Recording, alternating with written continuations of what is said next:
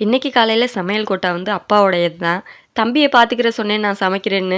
அவங்க, "நீ அவன நீயே பார்த்துக்கப்பா, என்னால பார்த்துக்கிற முடியாது. அதுக்கு நான் சமைச்சே முடிச்சுருவேன்." அப்படின்னு அவங்களே சாப்பாடு வச்சு சாம்பார்லாம் வச்சுட்டாங்க. சரி நம்மளுக்கு என்ன வேலை இல்ல அப்படின்னு சொல்லிட்டு தம்பிய தான் பார்த்துட்டு இருந்தேன். அப்புறம் ஒரு வழியா தம்பிய தூங்க வச்சுட்டு தலைய தான் அவுத்தேன். இந்த தலைய பின்றது கூட ஈஸிங்க. அத பின்னிபுட்டு அடுத்த நாள் அவுக்குறது இருக்கு பாத்தீங்களா? ஐயய்யோ! அத விட கஷ்டம் வேற எதுவுமே இல்ல. அப்புறம் ஒரு வாரமா ட்ரெஸ்ஸு துவைக்க போகவே இல்ல. சரி இன்னைக்கு கிடந்த மூட்டை முடிச்செல்லாம் அள்ளி கொண்டு போய் பக்கெட்ல போட்டு ஊரணிக்கு தான் போறேன் ட்ரெஸ்ஸு துவைக்கிறதுக்கு. அப்புறம் ஒரு வழியா விளக்குமாரெல்லாம் பின்னி முடிச்சாச்சுங்க.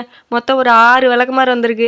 செம்ம ஜாலி. ஆனா இப்ப எதையுமே யூஸ் பண்ண போறதில்ல. ஏன்னா ஆல்ரெடி வீட்ல தனியா 3 விளக்குமாறு கிடக்கு. அது எப்ப தேயுதோ அப்ப தான் எடுப்பேன். அதனால மத்த விளக்குமாறு எல்லாத்தையும் மூட்டை கட்டி வச்சாச்சு. ஒரு வழியா ட்ரெஸ் எல்லாம் போய் ஊர்னில துவைச்சுட்டு வந்துட்டேன். வந்து பார்த்தீங்கன்னா, கொடியில போடுறதுக்கே இடம் இல்ல. அப்படி இப்படின்ட்டு கம்பி அது இதுன்னு வளைச்சு வளைச்சு எல்லாத்தையும் சுத்தி சுத்தி போட்டாச்சு. வெயிலே அடிக்கலைனாலும் பரவாயில்லன்னு வீட்டுக்குள்ளேயும் கொண்டாந்து காய போட்டேன். அவ்வளோதான் வீடியோ பிடிச்சிருந்தா லைக் பண்ணிக்கங்க. பாய் நெக்ஸ்ட் வீடியோல பார்க்கலாம்.